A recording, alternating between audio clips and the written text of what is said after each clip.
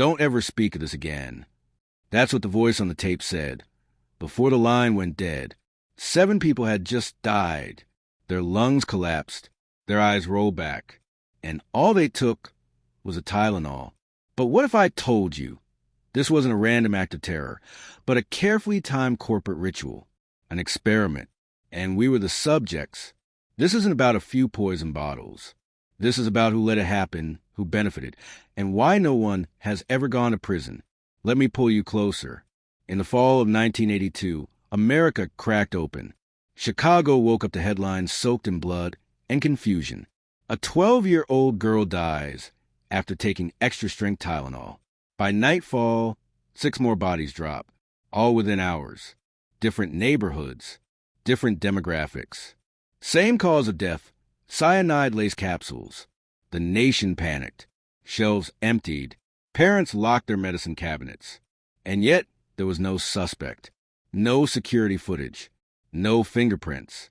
Just a trail of sealed plastic bottles with death sealed inside them. But here's what they don't tell you. Tylenol's parent company, Johnson & Johnson, saw their stock tank instantly. Millions lost overnight. And then, as if orchestrated, something strange happened. The narrative flipped. Suddenly, J&J was praised, not condemned. They were heroes, lauded for pulling products from the shelves, for innovating new tamper-proof seals, for leading the nation through crisis. But the bodies were still warm, and no one asked the most obvious question. How did poison get inside sealed bottles in stores across the city without someone inside helping? You see, when chaos hits, the public looks up. They search for leaders. And the ones who cause the storm are often the ones guiding them out of it, with clean hands, polished PR, and a script written in advance. The Tylenol murders weren't just a tragedy. They were a test, a psychological operation, one that measured how fast fear spreads, how tightly obedience holds, and how easily truth disappears when there's profit at stake. So ask yourself, if someone could pull this off in 1982, what are they capable of now? Keep watching, because you're about to see what safety really means in a system built to sacrifice you. They told you the killer was a lone madman, a faceless saboteur slipping poison into bottles at random. But how does a lone man infiltrate hundreds of pharmacies, bypass corporate warehouses, tamper with FDA-sealed containers, and never leave a single trace? Let's be honest. You already feel it, don't you? This wasn't random. It was surgical. The official story is that someone, somehow, bought Tylenol bottles, injected cyanide into the capsules, resealed them, and put them back on store shelves across Chicago undetected. But that's not how supply chains work. And in 1982, Johnson & Johnson's distribution process was airtight, manufactured in central plants, sealed by machines, shipped in bulk. So unless someone had access to those plants, or controlled the delivery routes, this theory collapses under its own weight, which brings us to the real question. Why was the investigation buried so quickly? FBI agents were pulled off the case within weeks. The press pivoted from outrage to admiration. And just like that, the public stopped asking. But behind the curtain, something else was happening. Sources close to the case whisper about internal sabotage, about a disgruntled employee, about missing logs and erased security footage. Even stranger, multiple former CIA contractors were quietly consulted by Johnson & Johnson during the crisis. But none of this was reported publicly. Their role? Crisis containment and psychological management. Now ask yourself, why would a pharmaceutical company need ex-intelligence agents to manage a PR disaster unless there was something deeper at risk? What if the Tylenol murders weren't about random violence? What if they were about leverage? A warning, a power move, a show of force to remind the public and the competitors who really controls the health of a nation. Because here's the dirty secret. Every bottle you trust has already passed through invisible hands. Hands that decide who lives, who dies, and who becomes the next crisis hero on national television. You were told to fear the unknown, but the real terror is in the known, in the corporations you trust, in the institutions that claim to protect you, in the men who smile behind microphones while families bury their children. Keep going deeper, Because the real motive behind the Tylenol murders hasn't been revealed yet. And when it is, you'll never look at your medicine cabinet the same way again. Let's strip away the illusion. Johnson & Johnson's rise from the ashes wasn't just a lucky break. It was a masterclass in narrative control. Within 72 hours of the first death, they had media kits prepared, crisis consultants deployed, and interviews lined up with every major network. But here's what chills the spine.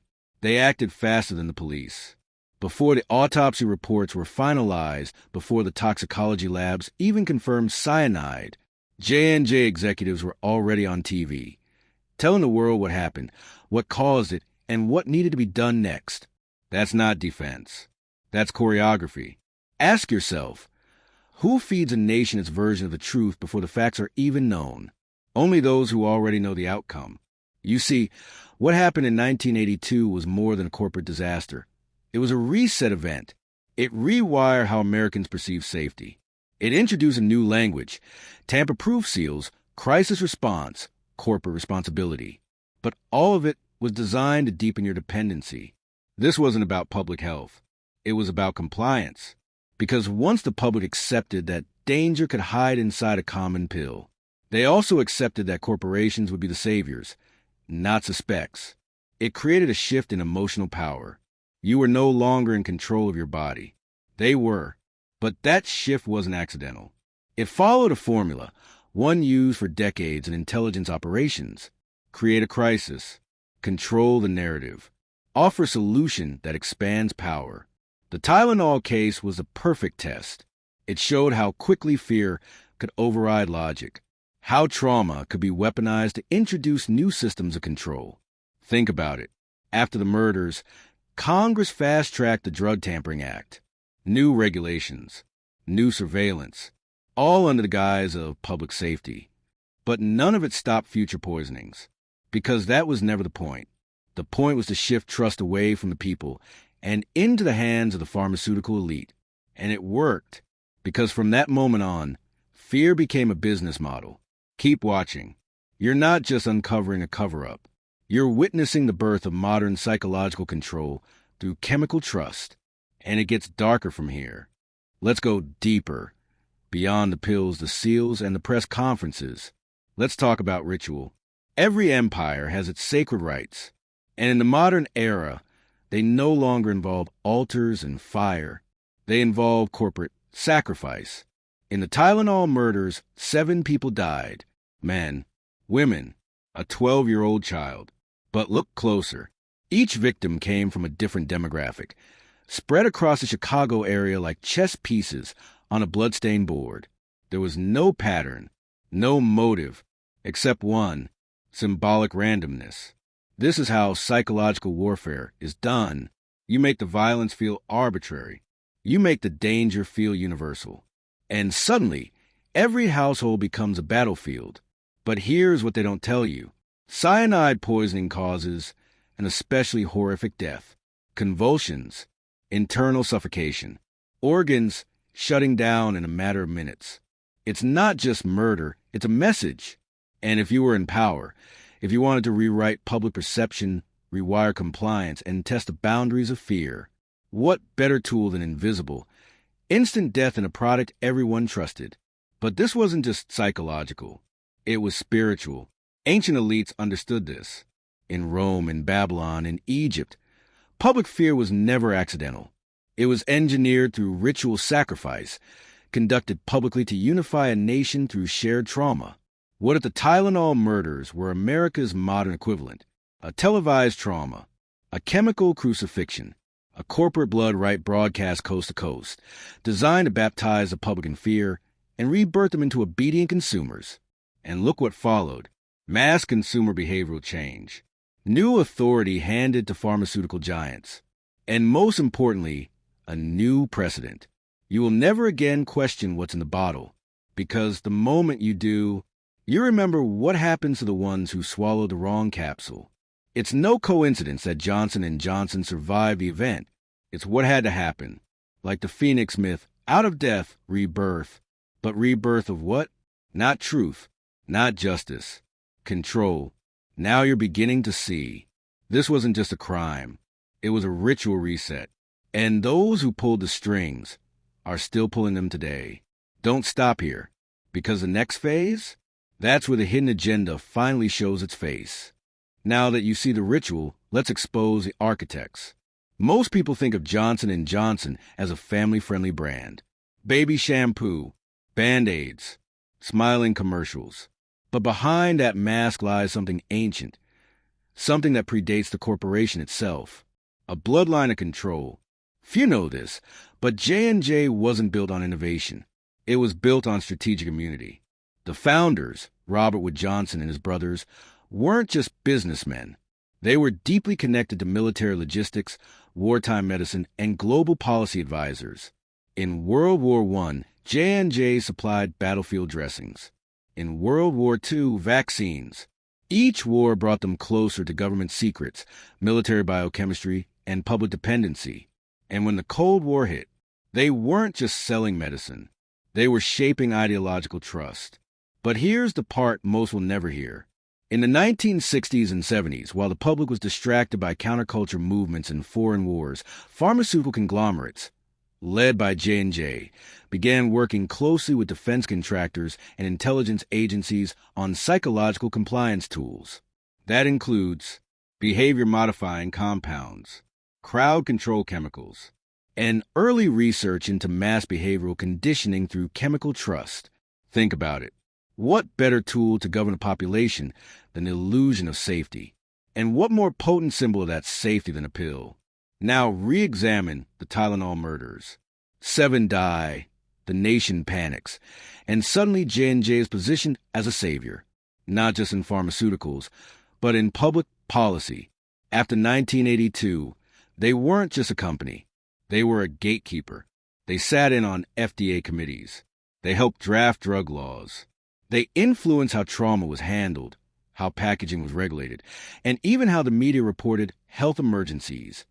In other words, they rewrote the script of trust, and we all followed it blindly. Because when the fear is deep enough, the public will do anything for a sense of safety, even surrender their critical thinking, even welcome surveillance, control, and manipulation if it comes with a soft voice and a label that says relief. But here's the twist. This was never about the victims. It was about the survivors.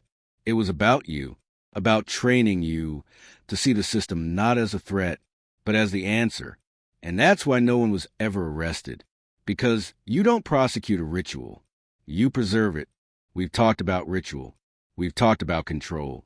Now it's time to talk about the most dangerous weapon in the entire system. Amnesia, not the medical kind, the manufactured kind. In the years after the Tylenol murders, the case quietly faded from a national mind. No updates, no suspects, no convictions, just a slow, surgical erasure. But that silence wasn't accidental, it was engineered. This is how institutional manipulation works. You flood the population with fear. You direct that fear toward an invisible enemy. Then you bury the evidence under a wave of comforting progress. Look, they said, we fixed the problem. Tamper-proof bottles, stricter regulations, safer packaging. But they never fixed the truth, because the truth was never the priority. Compliance was. And the deeper truth? The Tylenol murders were a template, a pilot program to see how fast the mind forgets when the media moves on, to test how trauma can be overwritten by packaging, repetition, and fake security. Look around. How many tragedies have followed the same arc? Create chaos, control the narrative, offer the illusion of reform. Let time do the rest. America isn't just a country. It's a cycle, a loop of crises, silence, and rebranding. But it only works if you forget. So now, I'm going to ask you to do something different. Halfway through this descent, it's time to reclaim your memory. In the comments, I want you to write the phrase, red triangle pointed down, I remember the ritual, red triangle pointed down, I remember the ritual, twice, not for the algorithm, not for me, but to mark the moment you stop playing the role of the forgetful citizen and start becoming the observer. Because once you remember, truly remember, what they've tried to make you forget, you can never go back. You become something else. not a follower, not a believer, but a threat to every system that feeds on silence, to every institution that lives on the edge of our memory. The Tylenol event didn't disappear. It was hidden, and now that you remembered it, the real descent begins. They've built a tower of power on top of your amnesia. It's time to knock the first stone loose. Let's talk about the bodies, not the ones buried in graves, the ones walking around today, unaware they were psychologically rewired in 1982. You see, death wasn't the only outcome of the Tylenol murders. Obedience was. In the weeks that followed the poisonings, America didn't just accept new safety protocols. It celebrated them. It begged for them. This is where the game flips. When fear reaches a certain frequency, the public stops demanding answers and starts demanding control. But control from whom? From the very institutions that failed them. And this is the essence of a perfect operation. You create trauma so visceral that people ask to be governed more tightly. Think about it. Before 1982, tamper-evident packaging didn't exist. Afterwards, it was everywhere. Shrink wraps, seals, blister packs, holograms, presented as innovation. But it wasn't innovation. It was a containment strategy, not of the pills, of the people. These new packages weren't just about keeping poison out. They were about keeping belief in. Each time you twist that cap, each time you crack that seal, you're performing a tiny ritual of trust, a ritual they designed. But there's something else.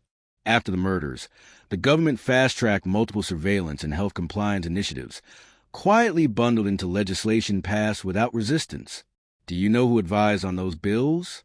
J&J executives, former CIA contractors, behavioral scientists from DARPA-affiliated labs. You were never just a citizen. You were a subject. The packaging was the prison. And the product wasn't just pain relief, it was submission. Because when you ingest a pill to feel safe, you ingest an idea. That danger is too complex for you to understand. And safety is something only the elite can deliver. But they don't deliver it for free. They charge you in money, in trust, in silence. And the deeper you go, the more you realize the Tylenol murders weren't solved. Because they weren't meant to be. They were completed. They served their purpose. They initiated a nation into a new kind of compliance. And unless you've broken that spell, you're still living in it. Now we descend into the infrastructure, the veins of silence that carried this operation forward. Because to truly understand the Tylenol murders, you need to know what came after. Not just the deaths, but the industry boom. Within 18 months of the killing, pharmaceutical stocks, led by Johnson & Johnson, rebounded and skyrocketed. Why? Because panic is profitable. Fear creates markets. And trauma, when properly packaged, becomes currency. J&J didn't just survive the murders. They emerged with unshakable consumer loyalty, tighter grip on regulation, and a public trained to associate them with salvation. Let's look at the timeline. October 1982, the murders happen. November 1982, J&J reintroduces Tylenol with new safety features. December 1982, the media hails them as a case study in corporate leadership. 1983, Congress passes a federal anti-tampering act. 1984, J&J posts its highest quarterly profits in 5 years. Coincidence? Or was the crisis engineered prosperity? You think that's a stretch? Ask yourself, what other industry can turn mass death into increased consumer trust? Only one, the pharmaceutical complex. But it gets darker. During the same period, quietly and without fanfare, several former intelligence operatives were hired into executive roles at major pharma companies. Not just J&J. Why would men trained in psychological warfare and information suppression suddenly pivot to healthcare? Because modern medicine is no longer just about healing. It's about hurting. Control the body, and you touch the surface. Control the fear of the body breaking, and you own the man. The Tylenol murders created a shift in the American male psyche. No longer self-reliant. No longer sovereign. Now dependent on external authority to determine what is safe, what is real, what is approved. This was not an accident. It was a silent hand behind the curtain, guiding policy, profit, and perception. Because when fear drives a market, you don't need to sell truth. You just need to sell relief. Even if that relief comes in a capsule laced with cyanide, you've been told to trust. Now you're starting to see why you were told. And soon, we'll uncover who did the telling. It's time to name names, not individuals, but networks. Because the Tylenol murders didn't happen in a vacuum. They were part of something older, colder, and more coordinated than anyone dared admit, the health security complex. Just like the military-industrial complex Eisenhower warned about, this machine thrives on fear. But instead of war, its battlefield is your biochemistry. It begins with the illusion of health. But beneath the surface, intelligence agencies, defense contractors, pharmaceutical boards, media conglomerates, all linked through backdoor alliances, shared interests, and untraceable funding. Let's trace the line. After the 1982 murders, the FDA didn't launch an independent investigation. Instead, they partnered with corporate security teams. Johnson & Johnson brought in public relations firms tied to Pentagon's psychological operations. The same PR playbooks used in military coups abroad were now being used to calm suburban moms in Illinois.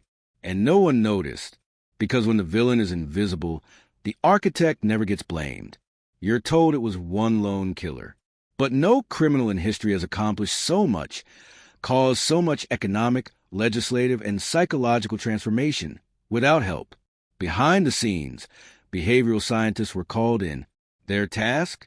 Not to solve the crime, but to shape the public reaction. They ran stress response simulations. They gamed out trust metrics.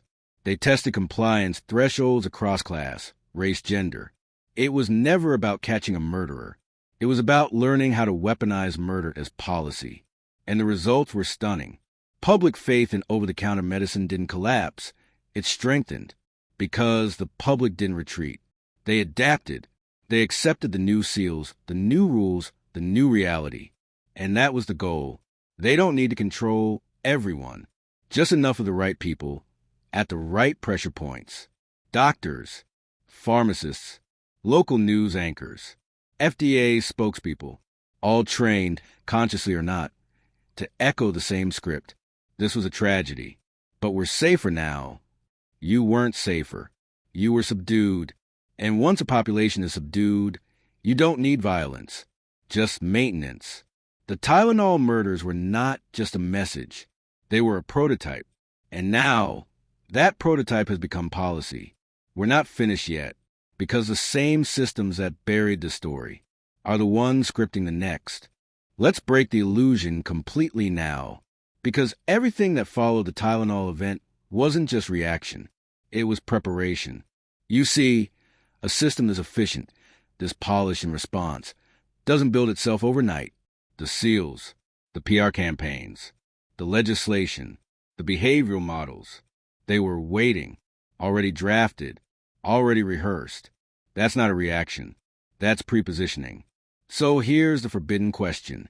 What if the Tylenol murders were allowed to happen to justify the systems they needed in place before the next phase of control? Every crisis needs a catalyst.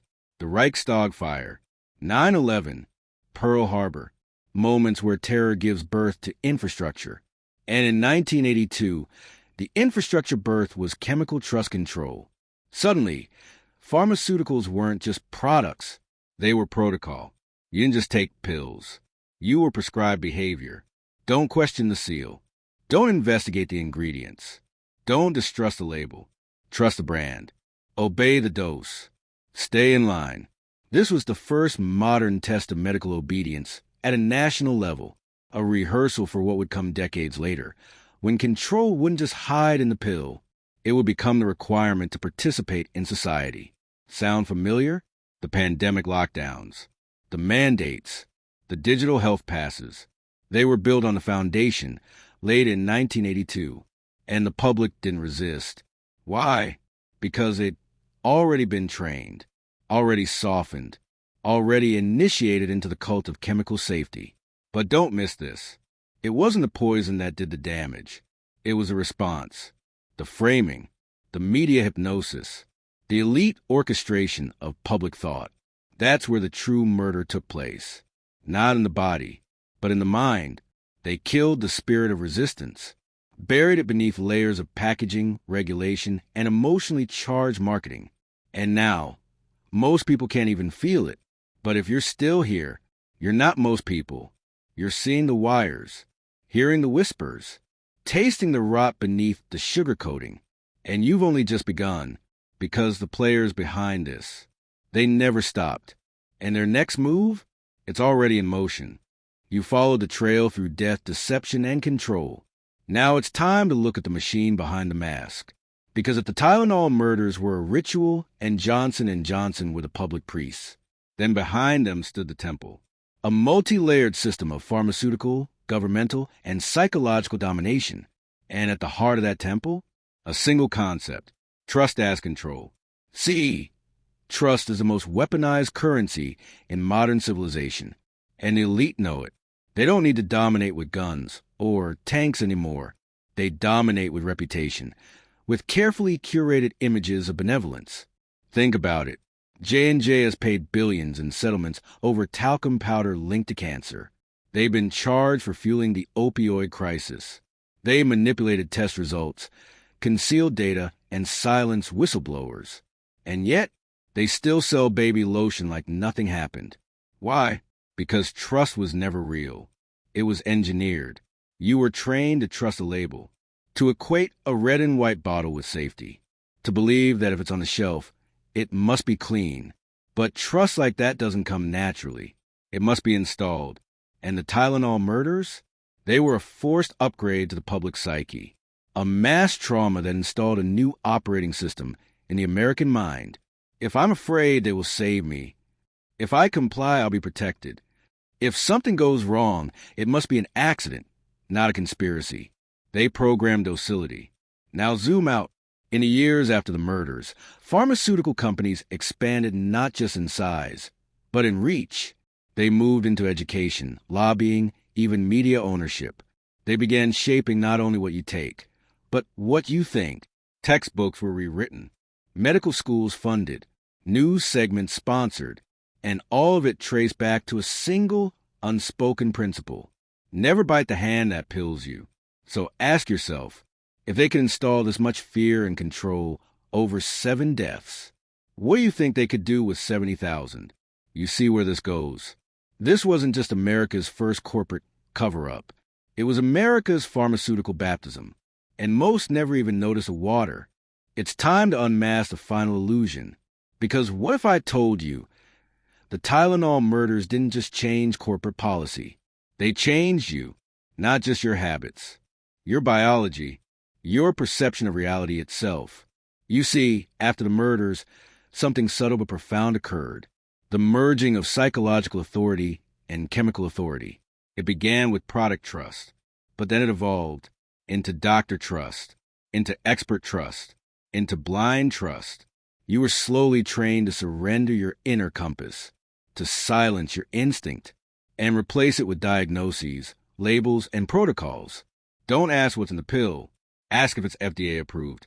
Don't question your fear. Medicate it. Don't resist. Comply. This transformation didn't happen overnight. It took decades, and it began with 7 deaths. Deaths that echoed to the halls of government, media, academia, and psychiatry, all silently agreeing on one objective: never let the population think for themselves again, because self-awareness is dangerous. It's unpredictable. It doesn't buy what it's told to. It questions. It disobeys. So they had to break it, and they used trauma to do it. Trauma creates an opening in the human mind, a crack where foreign beliefs can be poured in and hardened. The Tylenol murders created that opening, and into that space they poured the doctrine of learned helplessness. If something is wrong, wait for authority. If something hurts, take what you're given. If something doesn't make sense, dismiss your gut, because they know better. But here's the thing. Once you internalize that pattern, you become easy to manage, easy to sell to, easy to silence. You're no longer a man. You're a consumer of prescriptions, a vessel to be adjusted, not understood, and the system feeds on that. It expands with each surrender, each compromise, each capsule swallowed without a question. The Tylenol event wasn't about murder. It was about metamorphosis, the moment where Americans ceased to be sovereign bodies and became patients of the state. This is the root of all modern medical tyranny, and it all started with one red and white bottle. But it doesn't have to end there, because awareness is the only antidote, and you've just taken your first real dose. Now you understand the mechanism. Now you see the pattern. But here's the most terrifying part. The ritual didn't stop in 1982. It just evolved. Because once they proved they could control the population with a single, invisible act of violence, they began to repeat it over and over, each time with a new flavor, a new face, a new justification. School shootings, mass poisonings, drug recalls, food contaminations, events that look spontaneous, feel chaotic, but always in the same way, with tighter control, more regulation, and less freedom disguised as protection. You've heard of predictive programming, but what you're seeing now is predictive submission. They don't just react to your panic, they plan for it.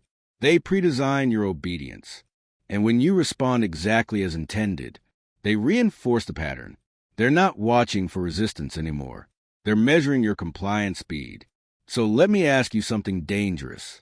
What if the Tylenol murders were never meant to be solved? Because they were just phase one, a conditioning event, to prepare your nervous system for more advanced forms of control. Today, it's not just pills. It's ideology. You swallow it daily through screens, policies, therapies. Packaging is no longer plastic. It's language, labels, social reinforcement. You're safe if you comply. You're dangerous if you question. You're insane if you remember. But you're remembering now, and that makes you a fracture in their system, a glitch, a man who sees the architecture behind the facade. And they fear that because it only takes a few awake minds to collapse a control structure built on blind faith. This is what they never planned for. Men who would trace the ritual backward. Men who would stare into the crime and see the blueprint. That's you. You've crossed the threshold. And from here on, the world will look different, sharper, darker, clearer. Because once you know what safety really costs, you stop paying for it with your soul. They gave you a pill. You spit it out. You've made it this far. Most never do. Most turn back at the first discomfort, the first tremor of truth, but not you. And because of that, I'll give you something rare, a glimpse behind the final curtain. Ask yourself, why was the Tylenol killer never caught? They had surveillance, fingerprints, packaging trails, and a focused FBI manhunt. 7 dead, national terror, and still no one, not a single conviction, not even a suspect that held. You think that was accidental? No, it was intentional. Because the purpose was never to find a man. It was to erase one, to bury him inside the myth, to let the fear linger like a ghost in the medicine cabinet. Because fear that has no face, that's the most potent kind. You can't arrest it. You can't debate it. You can only submit to the systems that promise to protect you from it. That's the game. Invisible enemy. Visible control. The killer was never caught because the killer was never meant to be a person. It was a symbol, a signal, a veil. And while the media hunted shadows, the real architects were reshaping the foundation of American compliance. This is how ancient cults operated. They didn't need armies. They needed stories, myths soaked in blood, narratives that scarred the soul. The Tylenol murders were a modern sacrifice, a pharmaceutical ritual performed on national television. The offering? 7 lives. The result? The mass initiation of millions into a new kind of obedience. An obedience that didn't need chains, only trust. And now, decades later, that trust has matured into something far more powerful. Worship of the expert, of the label, of the system. You were never meant to investigate this, never meant to remember. But now that you have, there's no going back. And if you understand this next truth, I want you to comment below. Not once, but twice, so the system hears you. Red triangle pointed down. The ritual was never meant to end. Red triangle pointed down. Red triangle pointed down. The ritual was never meant to end. Red triangle pointed down. Say it. Feel it. Claim your awareness. Because in the next and final section, we end their script and begin ours. This is a final chamber. The place where truth becomes a weapon, not a whisper. By now, you see it clearly. The Tylenol murders were never just about poison. They were about programming. A blueprint for a new society, built on invisible submission. The real genius of the system wasn't in how they responded. It was in how they prepared you not to respond at all. They taught you to fear the lone wolf, not the pack behind the scenes. To chase the boogeyman, not question the architect. To focus on the deaths, not what was born through them. And what was born was a culture of medicated obedience. You see it every day now, in the way people parrot the safe answers, in the way the media repeats the same four narratives, in the way dissent is pathologized, not debated. The same system that asked you to trust the brand in 1982 now asks you to trust the ideology in 2025. It's the same bottle, just a new label. And you were never meant to read this far. You were never meant to stare into the furnace and survive the heat. But you did. And that changes everything. Because now you don't just see the corruption. You understand the ritual. You see how trauma is manufactured, how obedience is engineered, how truth is buried under layers of safety. You see that the killer was never caught. Because the killer was never just a man. It was a system, a creed, a hidden agreement to trade sovereignty for comfort. But here's the real secret.